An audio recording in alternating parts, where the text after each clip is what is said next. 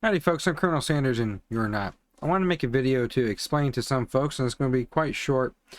I did several interviews over the years. I did one with Phantom Facts Society, I did one with Jim Ross Meskimen and a few other folks. And Jim Ross Meskimen and the Phantom Facts Society interviews I did were back before I made up with Kentucky Fried Chicken. I was not friends with them. I was not in good standings with them. I was angry about their ads. The quality at the time from the locations that I had were not that great. So I didn't have the best things to say about them. I was quite fussy, kind of like Uncle Harley was. I was not a fan of Kentucky Fried Chicken back then when I did those interviews. And I have some of those posted to my page and they have it posted to their page. And that was 2 to 3 years ago. Well, my opinions have since changed. For those that don't know, 2 years ago I was invited out to Corbin, Kentucky's Colonel Fest. Kentucky Fried Chicken learned that I was going, and they invited me to their restaurant there, the birthplace, the Sanders Cafe, and they wanted to change my mind. Rather than fight with me, they wanted to change my mind. They wanted to prove to me that the quality is still there. They wanted to prove to me that they did care about the founder and the history. So that's what they did, and they changed my mind. They made up with me at that moment there when I went. I was a little skeptical at first, but I went ahead and went. And it's the JRN franchise that has all the credit for bringing me back to the brand. Because if JRN didn't give me that chance and I didn't give JRN that chance, I would not be here today talking in good light of Kentucky Fried Chicken.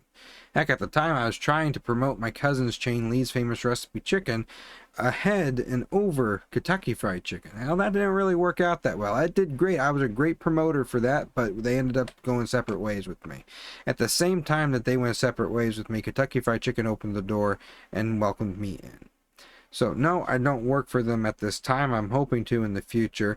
All the comments I made in the past have now been met with the brand acknowledging them and then making it right.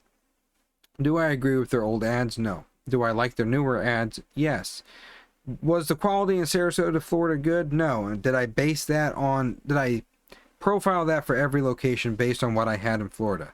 Yeah, I did. That was wrong of me.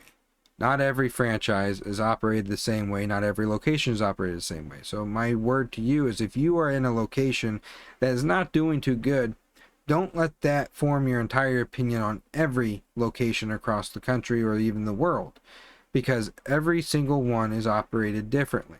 Not every manager is going to be good. Not every manager is going to be bad.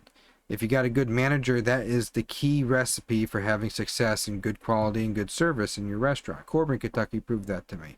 After Corbin, I went back another time. The following year after, actually this year, we went back to Corbin, Kentucky. I brought more of my family with me, and we had their food there again. It was very good.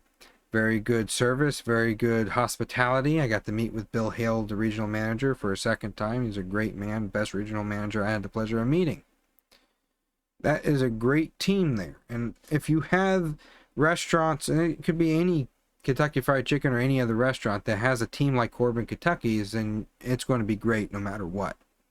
I decided to give more Kentucky Fried Chickens across the country a try, and they have been fantastic so far. I haven't had any complaints.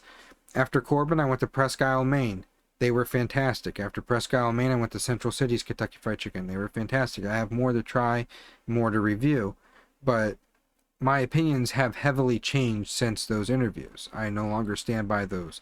I don't think they should be changing Colonel Harlan Sanders for who he was and making people think the newer generation remember him as these clownish actors that are portraying him not in a way that he actually was, but as just his mascot.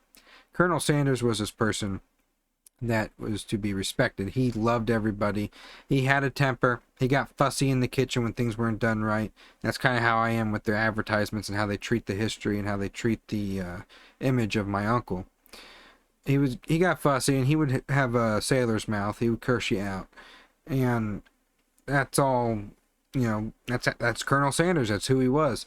But he also would give you the shirt off his back. He'd give you his home. He'd give you his car. He paid off people he never met before's tuitions to their college. That's why the KFC Foundation exists today. I had no idea the KFC Foundation existed until JRN and Kentucky Fried Chicken invited me out to Corbin. I had no idea that was a thing. And then when I got to see that and I looked into that, that even made me appreciate the brand more, because they are continuing Uncle Harley's legacy through his generosity and charitable work. Uncle Harley donated millions to children's homes, millions to hospitals, millions to churches and other charities. He gave away most of his money because he believed that it'd be better going to a good cause than going to taxes. And he wanted to give it away to folks who needed it more than he did. So, like in Jim Meskimen's interview, I said I'd never imitate Uncle Harley's voice. Well, that has changed. I've tried to do it many times. In his interview, I said, let KFC try to come after me for dressing like my uncle and trying to uphold his image in the most correct way that I deem fit for my family's legacy to continue. Well, KFC came after me, but not in the way that people expected. We're in good standings now. I have no complaints about them. Maybe if I go to a location it might be bad, but I'm not going to base my entire opinion on the brand on that one bad location. There's a process you got to follow to get those bad locations known. Get enough attention around to the regional manager of that particular location that is doing bad, and they'll fix it. Now, nobody is going to match Uncle Harley's quality. Nobody's going to match his service anymore. He was like a once-in-a-lifetime dude. Nobody's going to match the stubbornness that man had. And that's okay in today's day and age. But, like Phantom Fact Society, I had that fiery rage in me during that interview too. I was talking about Lee's. I was promoting Lee's on that, and I was telling them that I did not like Kentucky Fried Chicken or their food or their advertisements, and I really wanted to see them change it. I always said in every single one of them, all I want is the brand to sit down with the family, talk with us, understand our concerns, understand that we still love our uncle even though he's dead, and we would like to see him respected, not treated as a joke, and then his history forgotten by my generation or other generations to come. And that's exactly what they did. It took 8 years to get to that point, but that's what they did, and I'm keeping to my word. I'm not that kind of person that once I get what I want, I'm going to continue pushing against something to get more. I said I would stop going after them online if they sat down and talked with the family, and that's exactly what they did. Anything else is bonus and extra, and I would love to work for them at this point, doing commercials or marketing or even just being a historian, whatever it is. I'd love to work for them in some way, shape, or form, even if it's just in the kitchen, to continue this family legacy and give this family something else to be proud about in today's age of Kentucky Fried Chicken. I believe it also brings more respect to the brand. If people who've been following me for a while know where my stance was for a long time. I was trying to do good by Kentucky Fried Chicken 8 years ago. I got blocked by them on Twitter. It sent me into a fiery rage, and I decided to make everything that I did against Kentucky Fried Chicken known so that they would see how it affected the family. And I was young then. I was naive. I didn't know exactly how to go about that. And as the years went on, I matured enough to be able to do what I do now. And instead of going after them, I fought back with facts and history that people were interested in. And I proved to them that that's what people are interested in. Not these comedians juggling around his image like it's some joke. They want to know his story, and it gives people more appreciation for the brand. So I believe it brings some class and respect back to the brand. Bringing somebody who was against him for so long back in. You keep in mind, the brand ambassador himself, Colonel Harlan Sanders, the founder himself, was sued twice by Kentucky Fried Chicken. He was a thorn in their side when it came to the quality not being right at locations. People knew what he would do when he drove up to the restaurant if it wasn't being done his way. And yet, he still worked for the brand. People respected the man. Him being the image is what people remember and love. And adding on to that, the history adds even more love and respect for the brand. And I think people need to know more about that. And again, I'm trying to make it as clear as possible because the videos that are painting in a good light of Kentucky Fried Chicken are not going as viral as the other ones that I have made where I was against them. KFC finally made up with me. I am on their side now. That's why I wear their pins. I wouldn't be wearing their pins if I wasn't on their side. I would not be wearing these, period. I'd just be wearing my Kentucky Colonel lapel pin and Uncle Harley's pins that I have on my tie and on my lapel on my right side. I would not be wearing the one from JRN. I would not be wearing the 1990s badge that I have. I would not be promoting Kentucky Fried Chicken if that was the case. But as of just about nearly 2 years ago, they made up with me. They gave us good food. First time in my life, free Kentucky Fried Chicken for being related. First time in my life having really good Kentucky Fried Chicken. And at that moment, I learned it's the manager and the work integrity of the employees that make the good food. things may change over time. We know the oil and the flour has changed, the hands have changed, who makes the recipe has changed, but it's good food if you have good workers and good managers that care. You have to have people who care. Sometimes there are franchisees that don't really care. They want to make their money and they just want to get through their day. The workers want to get through their day. They don't manage very well, so they cut corners.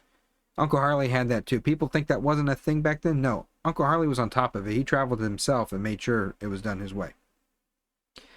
He had restaurants, people would change the flour on him. They thought using a different type of flour would be better. It would stretch out the ingredients more and make it last longer. And he believed that depreciated the value of his product. And as time changes, cutting corners evolve in different ways for people to make things less costly. And he would have a fit over those too today. But as it happened back when he ran it, it's happening today. It's just there's more locations today. There's only a few thousand locations when he was alive. There's over 20,000 locations now. A few thousand of them are bound to be good or bad or, in between. But I just wanted to let people know. Again, repeating myself. I'm good with Kentucky Fried Chicken now. My opinions in the Colonel Sanders movie that I posted on here at the end of that video on my page, I have added my interviews. I've completely changed since then. Things have been fixed between me and the brand. We made up. We're in good standings. Am I working for corporate? No. Am I talking with corporate daily? No. But I do have connections within the brand now. I am in good standings with the brand now. They know I'm in good standings. I'm no longer blocked by the brand. Everything is good now. I'm also in a few franchisee groups, even though I'm not a franchisee, where I have inside information on Kentucky Fried Chicken, the news. Kevin Schultz is a great man.